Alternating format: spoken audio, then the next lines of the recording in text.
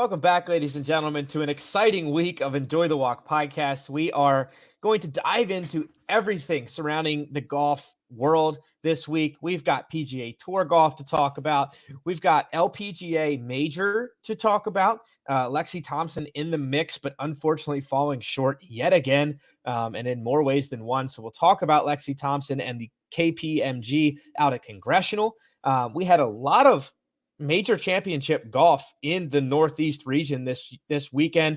We had the men's U.S. Senior Open out at Saucon Valley, right in the backyard. Dante, I had a ton of buddies from like the Marywood, Scranton, Neepaw area. Nipa? Neepaw. Who the hell calls it Nipa? I do, starting now. Okay. So yeah, we got Saucon Valley to talk about. Padraig Harrington taking that one home.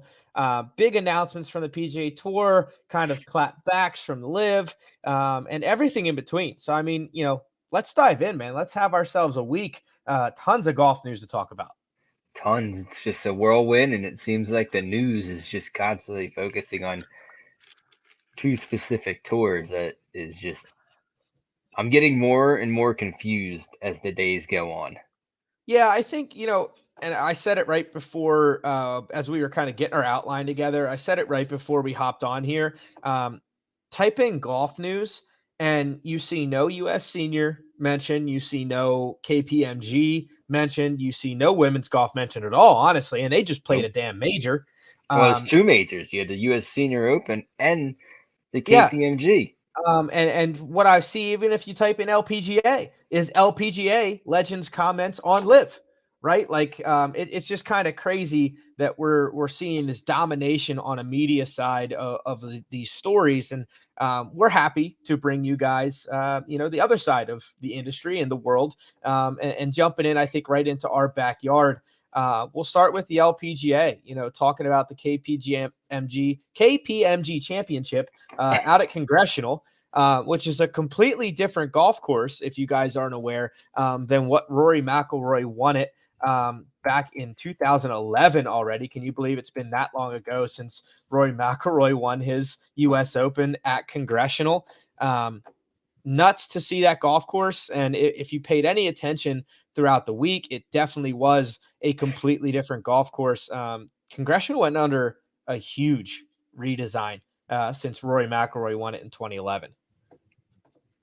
Did it. See, now, this is the thing. I got into the game way later, so all that time leading up to where I'm at today, I'm clueless when it kind of comes to golf news.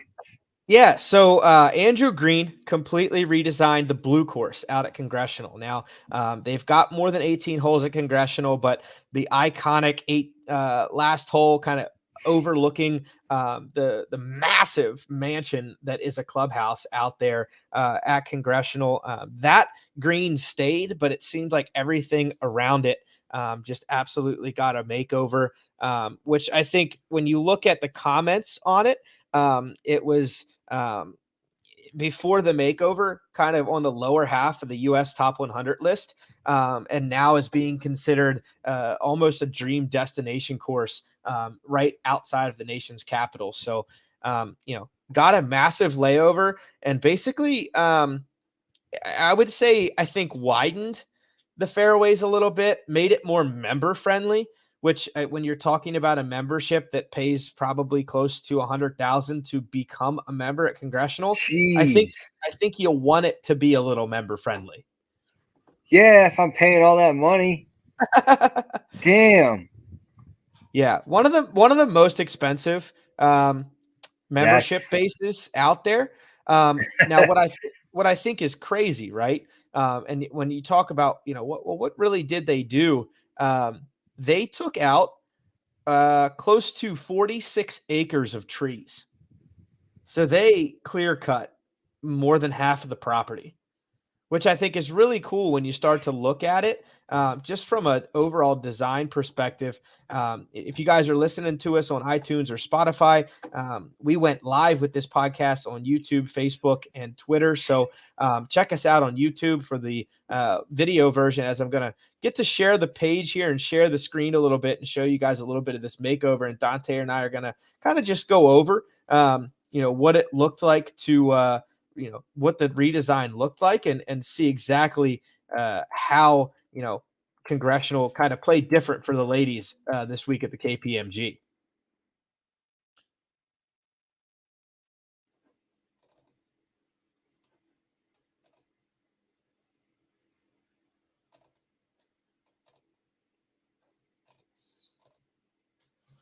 Voila, there we are. Little technical difficulties there. But Dante, picture I was looking at here, the number 11th hole, the left was where it was at the US Open for 1964, 1997, and 2001. Look at that right photo. Look at the insanity of the change in not only topography, but just overall. Now that's from the flipped view, right? That's I was about to kind of say, from the isn't it opposite direction. reverse? Yeah. So this here is that up here. But you can see the difference in how much tree is gone from that photo, which I think is absolutely insane. Um, and as we scroll down here, you can see this whole what I understand is all this greenery on the left-hand side here was completely opened up, trees just absolutely demolished. Um, I mean, it's really cool to see. And I mean, here you can look again at kind of the old shot versus new shot. A lot of trees gone that used to be there in the old on the left side versus right. I think they did what a lot of golf courses are doing. I think in the modern area, I guess you could call era of golf course design, and they just knocked down a ton of trees. Yeah, I mean, I see it at my own course too. It just seems like the climate's a lot different than before, so it's a lot warmer.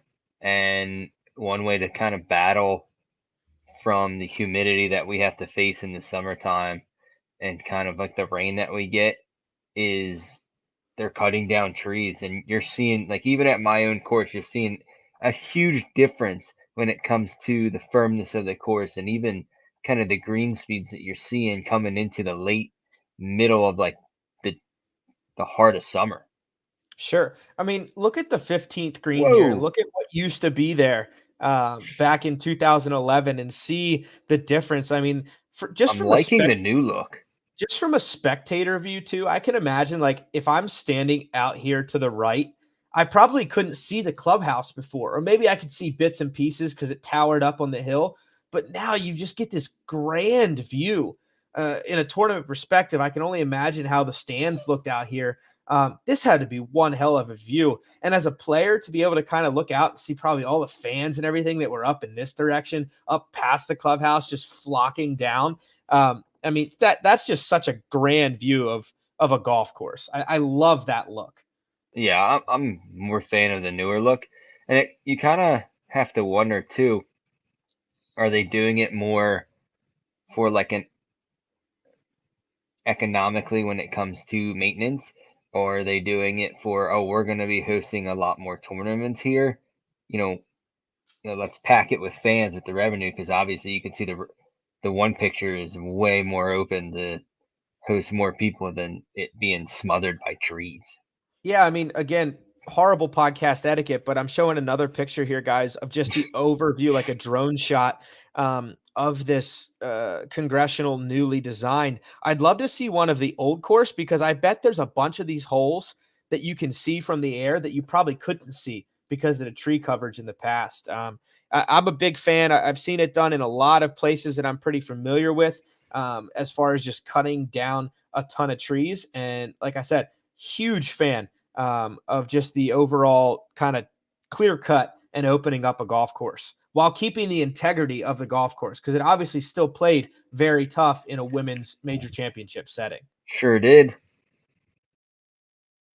So yeah, I mean, as we get back into the golf and talking about the LPGA, first two rounds saw the leader take an absolute charging lead. I want to say the leader was up by maybe 7 or 8. Justin Thomas, the whole sports world really was just buzzing about the leader getting up so quickly. And I think again we saw the complexities of women's golf not truly getting the light of day.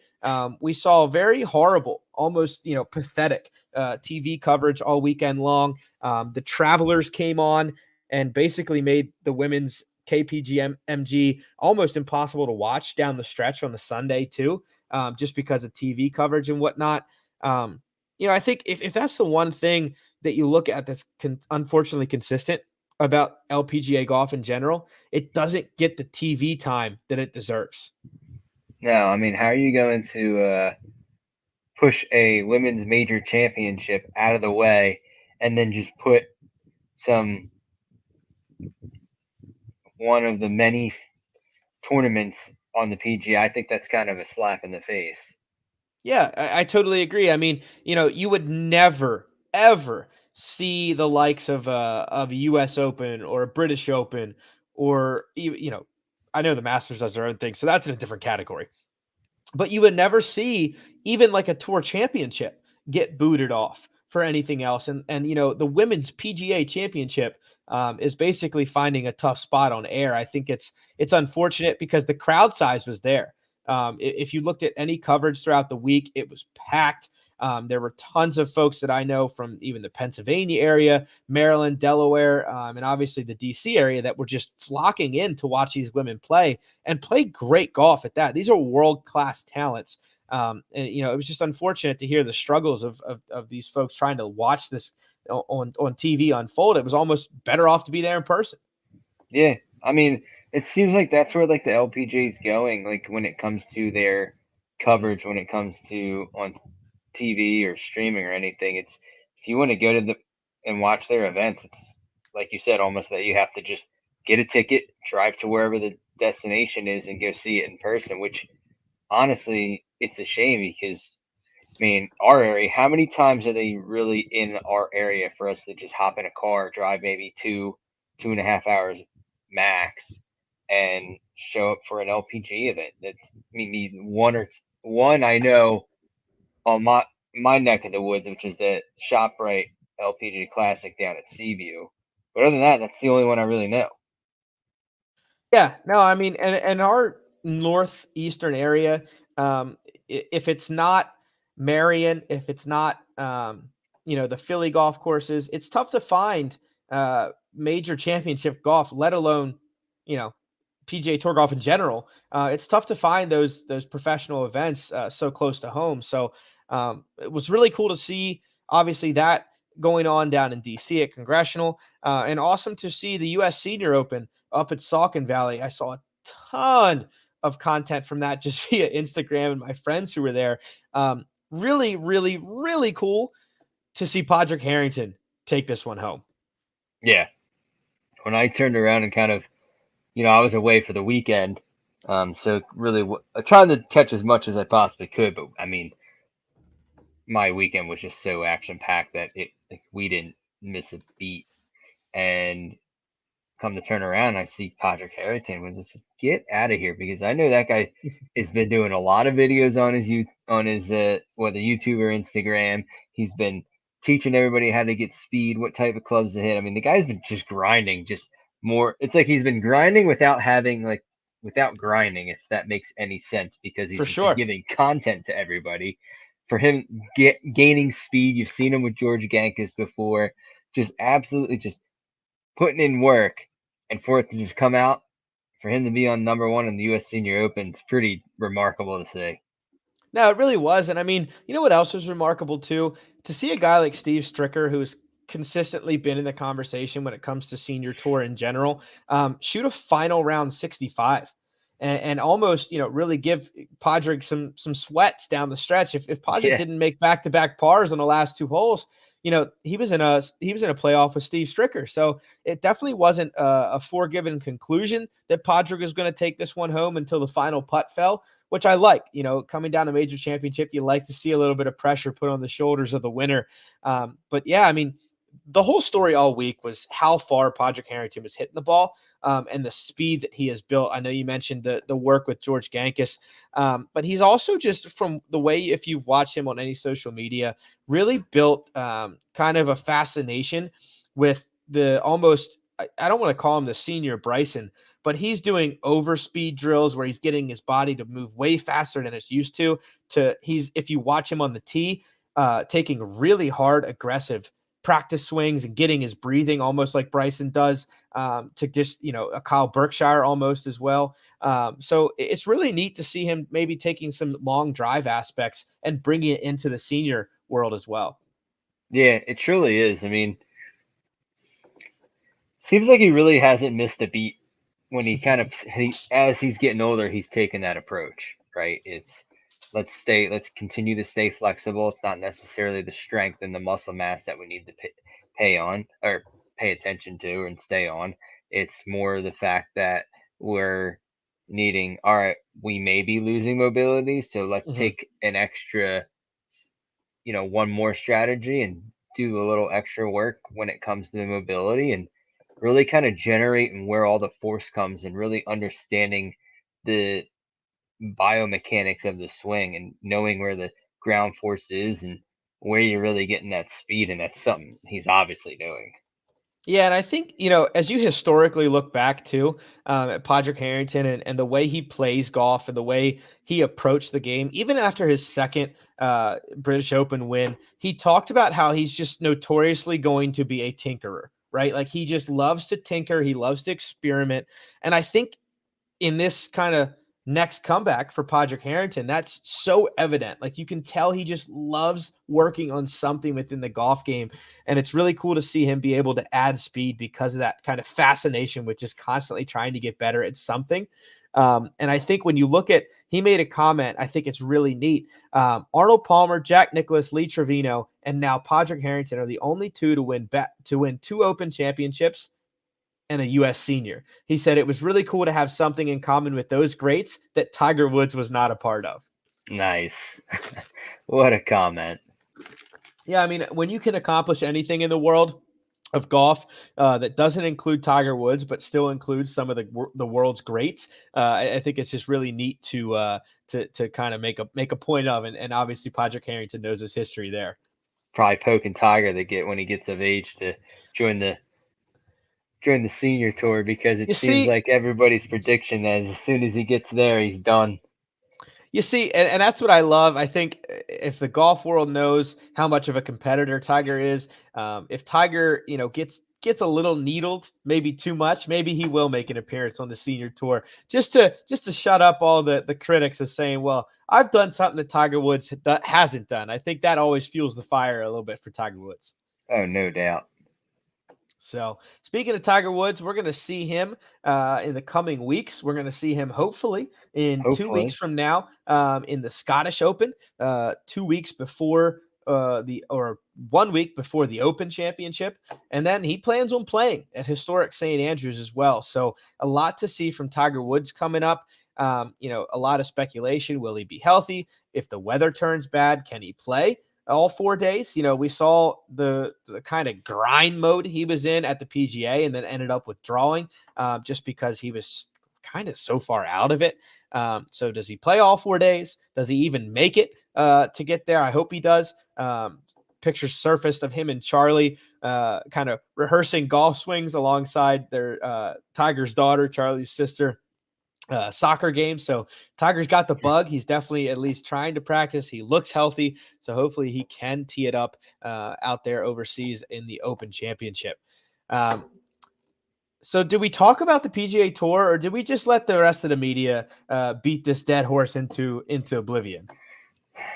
I don't know, man. It seems like that it's first it was the distance issue. Then it was as if is Liv going to be real? Then it actually is. And now it's like this back and forth of, oh my God, Liv's gonna take over. PGA Tour's got their back against the wall. They're screwed. And then more, I mean, you see more and more top 100 players leave Mhm. the PGA Tour to go to Liv. So what is Liv doing that the PGA Tour isn't? And you just kind of have to wonder, like, it just seems like there's no really kind of like direct road on either tour's direction that you don't know what the hell is even going to happen. Yeah, no, and it's starting to, even create some rumblings within past Ryder Cup captains. Bernhard Langer's weighed in on it. Jim Furyk's weighed in on it. You start looking at the domination from the Ryder Cup team that was this past year at Whistling Straits, you're looking at a Bryson DeChambeau, now gone, a Brooks Koepka, now gone, Matthew Wolff. Yeah, Matthew Wolff was on the team, wasn't he? Was he not? I don't remember. Maybe not. Wait, did he actually admit that he's going to live? It was just more speculation that he was going to make No, he an was there. He announcement. was he was on the Oh, was he? he was on the official gone list as of today. So I mean, give it or take, you're looking at a lot of players that all of a sudden aren't on that Ryder Cup team anymore. Now, from the European side of things, it's not so detrimental yet. It was a lot of older Europeans, but from an American side and from the PGA side, the PGA is who puts on the Ryder Cup, right, in partnership with the European Tour. So when you look at the juggernauts that made a big impact, Bryson was one of the most dynamic players of this past Ryder Cup. You look at saying all of a sudden, holy shit, even the guys in the reserves like Kevin Na have gone to the Live Tour. You're looking at a Ryder Cup team that looks way different already 2 years from now, and we're not even, I don't think, seeing the last of people jumping. No, it's going to continue. It's just a matter of who, and it's a matter of when.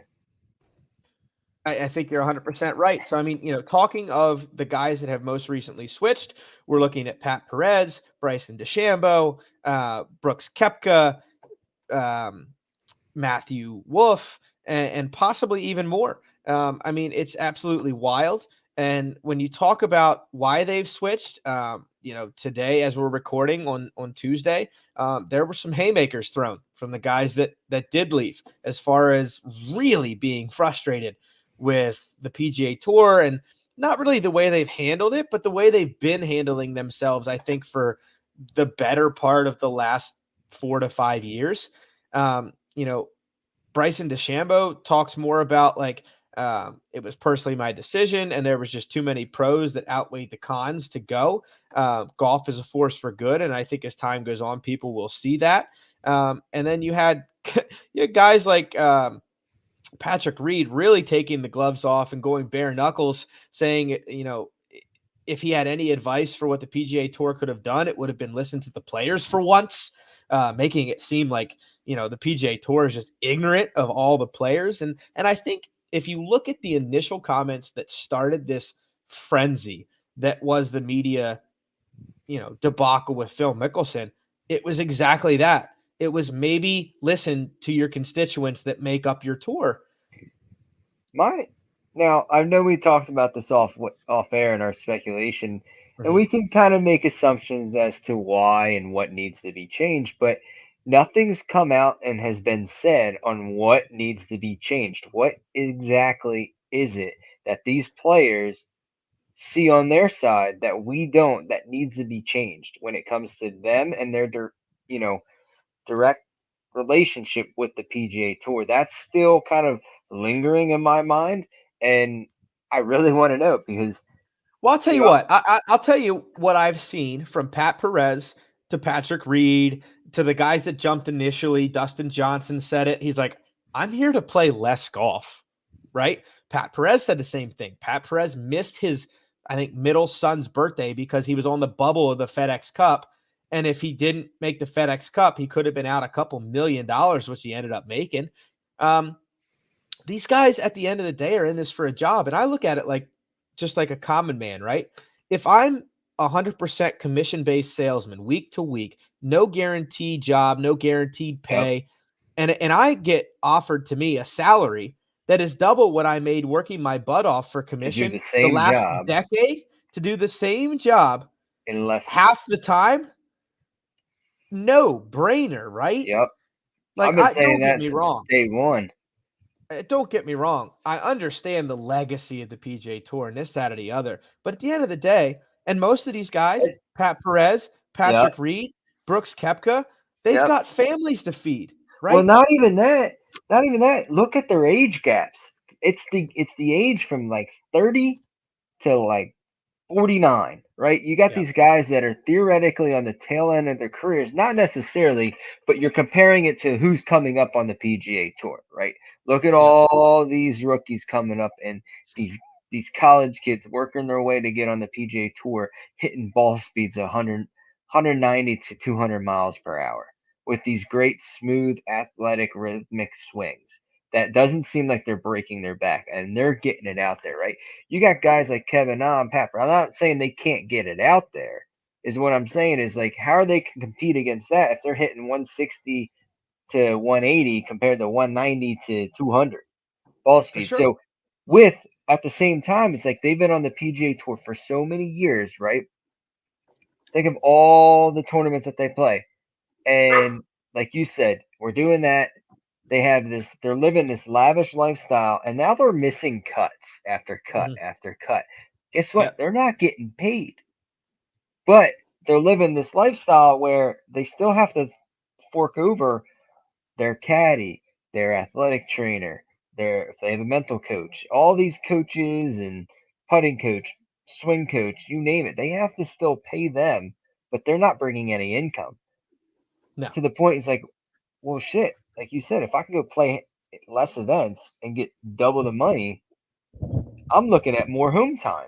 Well, And you isn't look it? at it this way, right? This year alone is 8 events, with Live guaranteeing 14 events in 2024.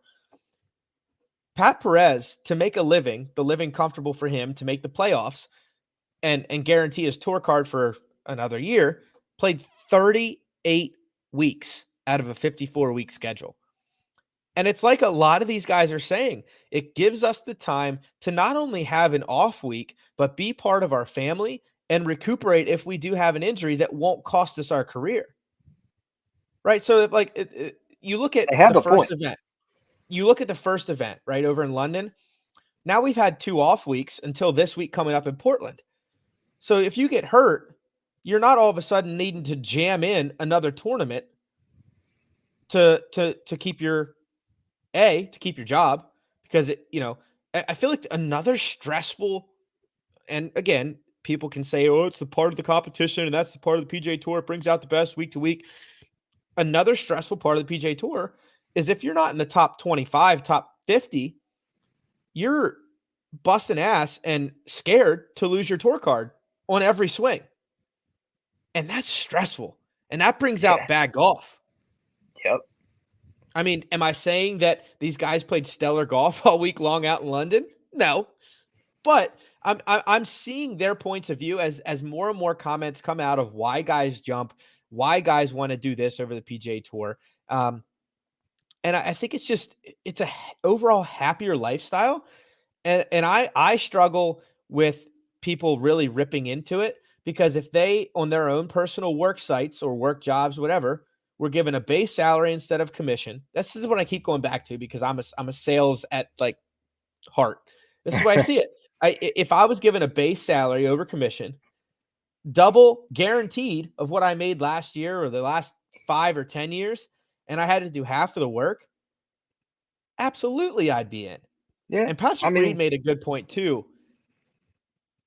He said he loved the shotgun start, which I think is hilarious. Of course, Patrick Reed out of everybody loves the shotgun start. I, but I like this on a viewer's aspect. I like the shotgun start. I still think, all right, the shotgun start is great for viewership when I was watching the first event because Mhm. everybody's playing at the same time. You're not waiting for Right. all these tee times to come in. Everybody takes their drive, everybody takes their second shot, and everybody makes their chips and putts. And it literally goes from one screen to the next, one clip to the other, and you're Yep. seeing all these shots. Well, before, if you have a field of say 50 guys and they're staggered between 10-minute, 15-minute interval tee times, and you decide, all right, I'm going to watch a couple hours of, I only have time to watch maybe 2 hours of the event. Well, you're only Mhm. going to see that 2 hours of who's actually playing. This, you're allowing yourself to watch 2 hours and see everybody play. Right. And you're getting more shots, you're getting more bang for your buck, in my opinion. I mean, I think it's kind of corny and it seems kind of quirky a little bit with the shotgun start. If I were to play it, then I hate Yeah. shotgun starts. Yep. But because imagine if you're coming down to the wire, right? And I'm finishing on a par three, and you're finishing on a par five, like, and we're tied. I think that's a little weird, but on a viewership standpoint, I think it's great. Yeah, I mean, I think it's kind of interesting when you put it like that, right? Like in every golf tournament that we've watched at a major championship level or just a PGA Tour level, we watched the same hole decide a tournament. Now, for the first time ever, we could see one guy have to go make par on a par three, and one guy maybe have the opportunity to finish on a par five and make birdie or even eagle, right? That guy at the par three is not making eagle. He's Nope. not, statistically definitely not making a one. But the guy on the par five's got a chance to make eagle and all of a sudden go from one back to one up. So, I mean, it brings a lot of components into play that we don't get to see week to week, which I think is very interesting. And Um, I think that's what makes everybody so excited about the whole live golf tournament and tour and all that is the fact that you're going to have different scenarios that you've never seen in the entire existence of the PGA Tour. for sure.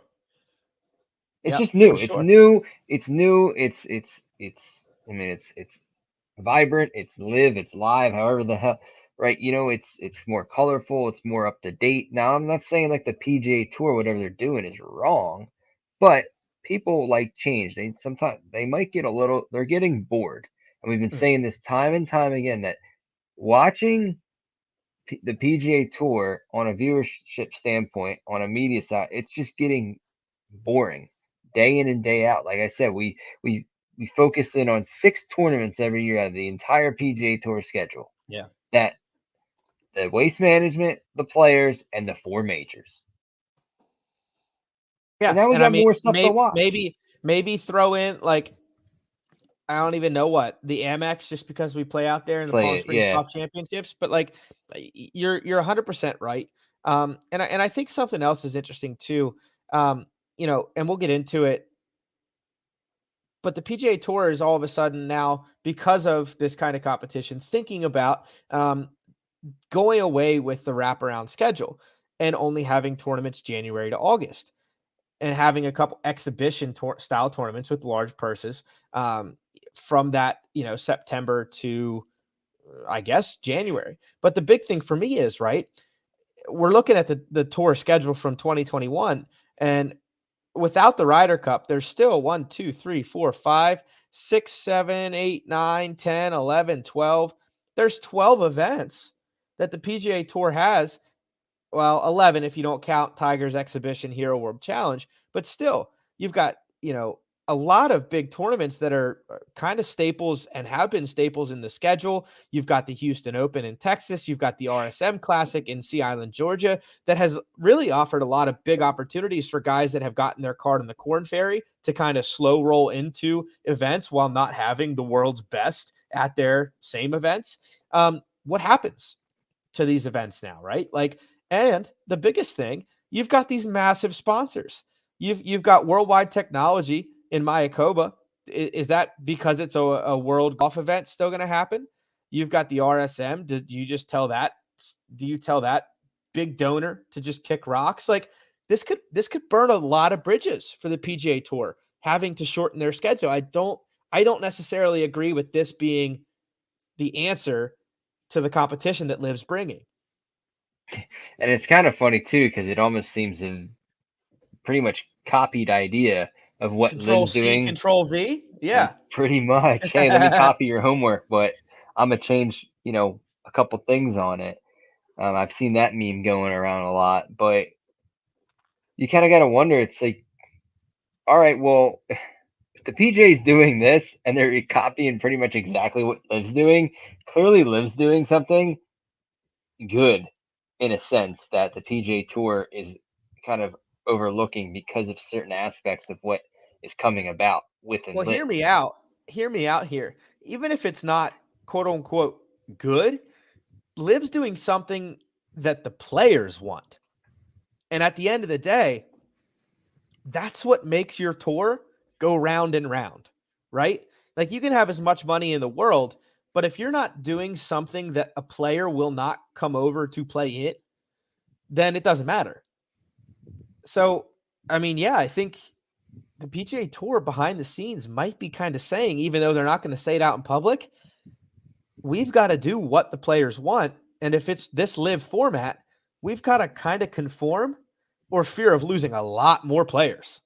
Yeah. And I mean, obviously, how many times do people actually go?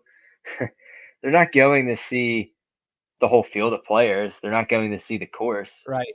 They're going to see their favorite player because it's nearby. I'm gonna buy Mm-hmm. tickets. Oh, Tiger's playing. I'm going. Ricky Fowler's playing. I'm going to this tournament because they want to see that. So if you see all these top 100 players leave, hypothetically, and then and all your favorite players are in the top 20 and they're now playing in live and they're playing all over the world and you really can't go to see them, are you going to go to the PGA Tour event that's 15 minutes down the road? Yeah. Well, I mean, Probably not. no, exactly. And it's just Yeah. I think what is very evident, and I think it's what the media might be kind of not alluding to, is how I think angry and brash Jay Monahan has been with every response since this stuff came out. And I think when you see so much anger and like ego come out, I think it's the sign of someone who knows they kind of got a little bit. And they're kind of getting got a lot more often as more players And, jump. and I think that's kind of more what pisses me off. Not the fact that what Liv is doing and they're trying to basically destroy the PGA Tour, because honestly, I think deep down, Greg Norman has a little smirk underneath him. He's like, yeah, this is working. But it's more the fact, like, I love the PGA Tour. I love what the PGA Tour holds, and I love what they're doing. Like, I love that aspect of it. But again, I also like the aspect of what Liv's doing when it comes to when you kind of like break it down and not look at it at face value and see what it is, Yep. like what it really is and what it's for. But I think it's more the fact what aggravates me is the way how Jay Monahan is handling everything. And it's like he's taking it so personally and he's basically saying, well, if you're not with me, then you're out. Yeah, Rather and I than think if you rather look than at the kind of take a history of look at it. if you look at the history of commissioners on the PGA Tour, I think if you look at something that might be the opportunity for a downfall is Jay Monahan looking at it from a very, very close lens of Jay Monahan's tour instead of Yep. the PGA Tour, right? And I think as these comments continue to come out, it very much seems like Jay Monahan is taking a Jay Monahan approach instead of like what would the PGA Tour as a bigger conglomerate do. And it's interesting. And I mean, we'll get into kind of what he has brought to the table, bringing the DP World Tour here in a minute. But guys, we want to talk golfers clothing brand real quick. We had the CEO and founder of Real Golfers Clothing Company on our show in congruence with this episode coming out on YouTube and Spotify and iTunes as well. But guys, you can go to realgolfers.co for the awesome summer collection that Dante and I are wearing during this show right now. You can check that out on YouTube. Dante's got I believe, like the jungle collection. You've got some jungle cats and Got giraffes some on there. giraffes on it. Giraffes and And some trees. I love it. I love it. And I've got the Christmas in July, which is some flamingos wearing some Santa hats. If you can't get on board with that, maybe we just can't be friends. I don't know. But guys, these shirts are super comfy and at a price point that you guys definitely afford. That's why we brought him on the show. We love the price point as we think some things in golf are kind of getting out of hand price point wise. And yeah, they're $45 for the summer collection and even cheaper for the collection that are last year's, the solids. So guys, go check them out, realgolfers.co.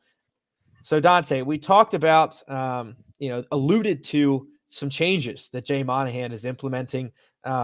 We alluded to the wraparound schedule maybe not being anymore. We'll have to kind of wait and see how that pans out, because I think as you look at the logistics of it, it doesn't look like they can really make that happen without canning a lot of events. But they are definitely guaranteeing 25 players from the Corn Ferry Tour, as well as an additional 25 tour cards being granted to a 3-tournament series that includes PGA Tour members and Corn Ferry Tour members that didn't retain their card from the past season. So right off the bat, I'm kind of chuckling at this one because they've kind of created an exhibition series that matters, but of players that really aren't that great, right? Like they didn't get their tour card. So maybe they were just on the edge. Maybe they weren't. But, of all of the people laughing at Live Golf for being kind of washed up players or players that aren't that good, all of a sudden the PGA Tour is creating a 3 exhibition series of players that didn't get their card. So am I interested in that? I don't know. Maybe it could be cool. Is it like a playoff? Like, are we in like, hey, you didn't get your card, but you were right on the edge. So is it just the edge guys or is it everybody? That's what I want to know. Yeah, that would be interesting to see. It's kind of almost, oh, hey, you couldn't figure out a way to keep your card all season, so we're going to give you one last try. We're going to Yeah. give you, hey, you failed all your tests. You have with an average with a D in the class, and I'm going to give you some extra credit. If you do it and you do it well, I'm going to give you your card back. Or Yes. I'm gonna let you pass this class. So it kind of, oh I my love it. god. I love it. Yeah. And I mean, on top of that, they are creating a 13-year alliance, is what they call it, which I think is just absolutely hilarious. It reminds me of like, I don't know, video games. We have created an alliance with the DP World Tour, which used to be the European Tour, in giving the top 10 European Tour players a PGA Tour card. Now, my question there is, did the European Tour just automatically concede and say, hey, we'll give you our top 10 players? Because that seems like a really bizarre move for the European Tour to just say, hey, take our top 10 guys and go. Like, that doesn't seem like great marketing to me. Hold on. So the top 10 players get their PGA Tour card if they're on the DP The Tour, top 10 right? players on the European Tour, which is the DP World Tour, are Well, guaranteed a PGA Tour card. can't you be, or is it? Can you be members of those both tours at the same time, or is that, You can. or you can? Yep. As of Yeah. I announcement mean, today is what it all right. sounds like. Oh, as of announced. So before it really wasn't that Yep. way. So you're telling me that you just basically say, "Hey, we're basically the old Euro Tour, the DP Tour now," and you're basically going to succumb to yourself to the fact that you're now a developmental tour, and the PGA Tour is now higher than you are. That's how That is I take it. correct. That's how I took it too. And I don't think in the grand scheme of things, well, here's two ways to look at it. I see it both ways as I'm kind of like dissecting it, right? I see it in one way of people don't give a shit. The DP World Tour is still going to be a competitive tour in Europe, right? And Oh, in the other absolutely. realm, people might really give a shit and say, well, why are we just giving up our top players to the PGA Tour when our European Tour is still just as competitive golf? And maybe like a lot of European Tour players kind of refrain from traveling full time on the PGA Tour. Like they kind of create their own schedule and play a lot of the European Tour events because it's closer to home. So Well, now all of that a is sudden, closer to home, but it's closer to home. And don't they like the tournaments better because the courses they play are they, from what I remember, they said it's real golf, not the so-called PGA Tour bomb and gouge type of golf. yeah, I mean, it's definitely interesting, to see how it'll pan out. Are they going to force the top 10 to join? Do the top 10 have a choice? What if I'm like number 7 and say, well, I kind of really enjoyed my time over here in the European Tour. I'm not going to the PGA Tour. It's going to be interesting. Like, I Yeah, mean, like what it's if? throwing a Yeah, like you lot of said, muddy like water in there. here's your tour card for the PGA. You know, you can play in it, and say you're comfortable, you're making a decent living on the DP tour over in Europe, and you're crushing it, and you're like, this is the tour I want to make my major tour, my home tour, and they're like, hey, here's this PGA Tour card. Can you refuse it? Or if you don't show up, Yeah. like you said, No, and I mean, it's a very gray area. super gray area. And then, it's kind of funny as if the leader of the DP World Tour kind of already knew where this was going. He said, "Please do not look on the European Tour as a feeder tour because of the schedule. We feature national opens across the continental Europe and Middle East, such as Abu Dhabi and Dubai." So it's kind of funny. He's already alluding to, please don't look at us like the feeder tour, even though it's really what that partnership just created. Pretty much. So it'll be interesting. It seems like they're scheming as well, if I'm reading it correctly, of Jay Monahan's attempt to give more cards to the Q school as well, which basically points to them saying we want to give as many top college players the chance to avoid a long year on the Corn Ferry Tour or Q school. Basically, I think they're scared of a lot of these high-level college amateurs jumping right to live. Yeah. I mean, if I go to live and basically make guaranteed millions of dollars playing a few events, I'm pretty sure those guys are going to do it. Yeah, for sure. I mean, it's obvious to me that they're not only seeing it from a perspective of losing top stars that are now, they're in the realm of saying we might lose top stars that are up and coming as well. So it'll be interesting to see it crack down. I think the announcement of the alliance today was just the tip of the iceberg of kind of final decisions. The PGA Tour's got a ton to iron out here, and it's only July. I think, they're obviously keeping the tour championship for this year, but if I had a little crystal ball that I'm like concocting, they're going to change that tour championship. And Oh, FedEx might be out the door when it comes to the FedEx Cup playoffs, because pro- we've said this from day one of our podcast. No one watches the points list all year long for the FedEx Cup unless you're specifically writing articles for the PGA Tour on the FedEx Cup. You're I, just not. no. I mean, and honestly, like the playoffs, no one really kind of pays attention to, and some people tune into the tour championship just because of their whole wacky format, which I can't stand. But Nope. to see how it plays out, like, all right, is this guy going to choke or is he going to just dominate? I think that kind of is the question every year when it comes to the tour championship. Who's starting out at Definitely. -10, and are they going to lose all those strokes, or are they just going to go 10, 15 over and not over, under, and shoot Yeah. a final of like 25 to 35 under. No, for sure. It's wacky, it's wonky. I didn't like it since they started it, but that's for another conversation. But obviously we got Pumpkin Ridge coming up this week in Portland, Oregon. I'm going to be excited to see this course kind of back on a big map, as far as professional golf back on the course. We obviously saw it for a while in the U.S. Amateur rotation when Tiger Woods won all the way back. I think one of his 3 U.S. AMs was at Pumpkin Ridge. So it'll be interesting to see the course. I think, Dante, you're going to like it. I think it's a tight tree line track with kind of old style course. If I'm seeing a pattern from London to Pumpkin Ridge, it's Live Golf is going to some very tight ball striker friendly courses. And you've got to be tight off the tee, and you've got to be tight with your approach shots too. So I'm excited to see Pumpkin Ridge. I'm excited to see round 2 of Live. I'm interested to see how these new guys that jumped fit in to the new teams and who maybe gets the boot.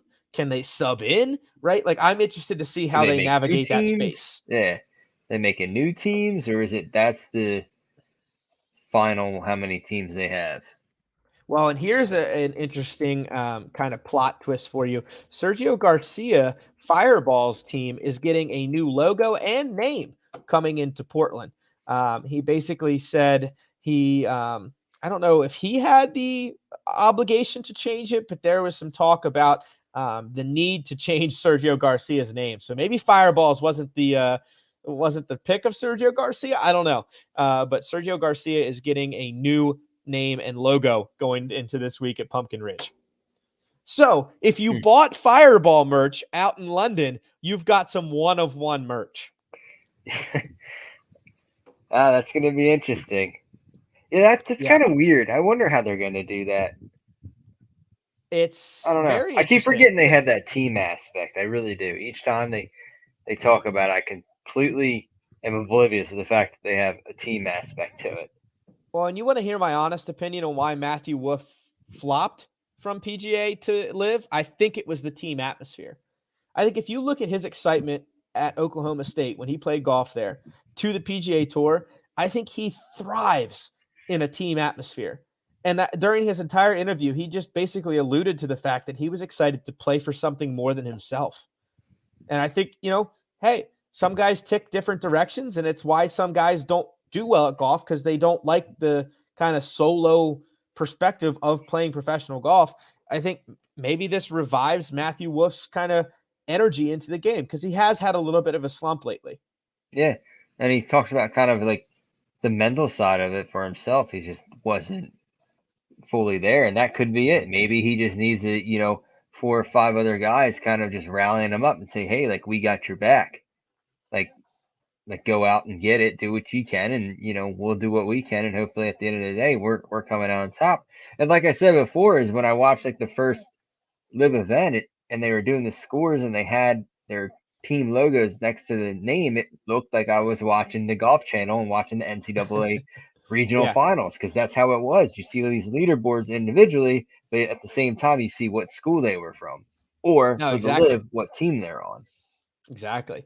Yeah, so it'll be interesting to see if he gets a little revival out of it. And as we kind of cap off PGA Tour and Live Talk, we'll go back to the PGA Tour just for a second and talk about what they're doing to counter again Liv's biggest, I think, draw, which is the guaranteed money, which I think is hilarious, a hilarious move by PGA Tour, and it's increasing purse money. After all this talk about how it was shameful this, shameful that for taking more money and don't only play about the money, and then the PGA Tour makes an announcement and says over 8 of their final events, including the Players Championship, they're going to add $54 million to 8 events, like total. So they're going to spread $54 million over 8 events, basically amounting in over 5 million to 8 million per event in each purse. So you And got it says to me, it's like, well, all of a sudden, you're doing exactly what you shame players for leaving the tour in the first place, is adding tons of money and making it about the money. and where's that invested money coming from? Because you also have the 40 million pip that you're just dishing pip, out. pip, pip fun. And Maybe, yeah, maybe, maybe the guys that left lost their pip money. Maybe that was written in their contract. I Who don't know. I knows? mean, at the longest time, we think they introduced this whole PIP idea of $40 million, and we said, why don't we just invest it back into the PGA Tour and invest it into the players? And they're like, nah, if you got a great social media, we're just gonna give you 40 mil. Sure. Easy peasy. That was a fail. It's interesting, man. It's going to be, I tell you what, this battle is far from over. If you're talking boxing matches, I think we're well before the bell has rung in the first round. I think these guys are just getting into what is going to be a massive battle. I think if you're looking at it from a standpoint of how long will it go, I think if the PGA Tour does not maybe reverse course or do something to maybe let these guys back in, I think there's legal battles involved. We've got all kinds of stuff to watch from PGA Tour and Live Golf. But guys, if you want to continue to listen to us, go to www.enjoythewalkpod.com, hit the subscribe button at the bottom of the homepage, and be in tune with all of our latest podcasts, merch drops, and obviously our bi-monthly email letters sent straight to your inbox. So guys, don't miss out on another podcast or YouTube release. We cover everything from in the golf world, not just Live in PGA. We cover the entire golf space, as well as bringing you interviews from in the entire golf industry, from founders to everybody in between, caddies, PGA Tour pros, and everyone that you want to hear from. So go to www.enjoythewalkpod.com or at enjoythewalkpod on Instagram and Twitter to follow along. Dante, what else we got this week, man? Anything exciting up on the docket for us personally in the golf world? I think I'm about tapped out for right now. I've got a member guest coming up, but that's about it. No, I think I just, just standard league, 9-hole league, and then just playing leisure rounds. I did get knocked out of the second round. I don't know if we talked about that. I of think I might have been my out of pure stuff. town when That we was talked about that. we were so. I mean, I know we were texting back and forth. I mean, it was like keep it short and simple. I mean, it was a pound Right. for pound. I mean, we were swinging haymaker after haymaker, and unfortunately, I just got the last two holes. I just blew up and ended up losing one up. But I mean, it was a hell of a match. I mean, I won, he won, I won, he won, kind of just shot for shot, punch for punch, pound for pound, Sure. however you want to name it. I That's love kind of it. I missed. I was away visiting my brother, so I can't. You know, that was last weekend. That was my club championship weekend, so I missed out on that. I mean, it is what it is. I'll get it next year, or I'll go for it next year. No, I mean, to answer your question, no, not really. Just Dude, playing some leisure golf while the sun's still shining at 8:45 at night. I tell you what, man, we can get a round of golf in starting at 6:30, and I mean all 18, and I'm here for it. Yeah, So yeah, man. No, I've got a member guest in 2 weeks, so I'm gearing up for that. I got some Um, stuff coming your way. Don't worry. all right, rock and roll. I can't wait, man. I'm excited. I enjoy like laid back but competitive golf, and that's what member guests are. Member guests are great, especially when they're like or is it a 3 day or is it a 2 day? She's a 3 day. Nice. Thursday, Friday, Saturday. Oh, Thursday, Friday, Saturday. Okay. Yes, Usually I see sir. them being Friday, Saturday, Sunday. Thursday's the par of three competition, kind of laid back. You get your practice round in, and then the evening starts the par of three competition, and then you go Friday, Saturday. So a lot of fun. A lot of What's fun the down in Ocean City. what's the format Friday, Saturday? Handicap better ball. How many rounds? Is it just a round Friday, round Saturday? No, so it's 3 rounds of 9 on Friday and 2 rounds of 9 on Saturday with a shootout. Oh, you got to win your flight. Yep, got to win the flight. Nice. Do you know what Got to flight get out you're of the in? flight. I don't. We usually find that out at the pairings party on Thursday night. Oh So, my God, really? oh yeah, oh yeah. Now, do they break it up at like flights?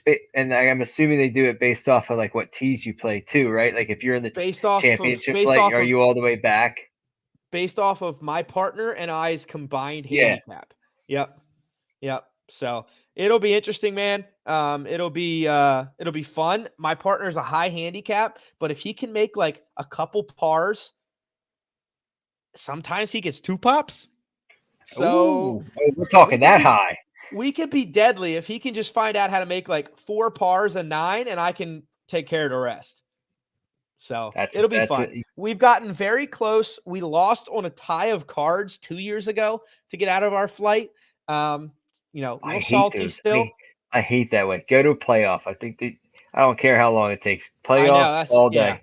Yeah, but they were like, we got to get to the shootout because the shootout does take forever because it's such a big Yeah. member guest. There's usually about like 12 teams in the shootout, Oh, which geez. is alternate shot, no handicap, or I'm sorry, alternate shot, 60% of your worst handicap for the shootout. So like, it gets interesting. That's crazy because usually like full handy when you do the flights, it's flighted and that's gross. Yep. And then when you get to the shootout, that's where the handicap comes in play. Now, Ocean City plays handicap all weekend long, which is fun. Oh, Which is yeah. fun. I mean, It makes you're it there for a it good makes it time. way more competitive. I'll give it that. I mean, Like besides, there's not a match that usually doesn't come down to like one hole or two holes. so okay, Every year I've played it. so it's okay. So they do it well to where it's pretty much it's not And runaway competition. they are handicap police. They Mm, definitely monitor. So no one's sandbagging your butt to like a 6-up win, you know? yeah, because the ones I played in, besides my own home course up in when I did a couple at Glenmar, it was a 3 day. It was Friday, Saturday, Sunday, and it was 2 9-hole matches Friday, Saturday, one on Sunday, and then the shootout from there. But your flight was based off of the combined handicap, Oh and wow. it was gross play. Yeah, not us. Nope. So I'm excited. Should be fun. I hope the weather's good. I'm gonna enjoy a July 4th weekend before I get out there. So I hope everyone does the same. But as Yeah. always, guys, like we said, go to @EnjoyTheWalkPod to follow us along. Until next time, get out there, carry your clubs, and enjoy the walk.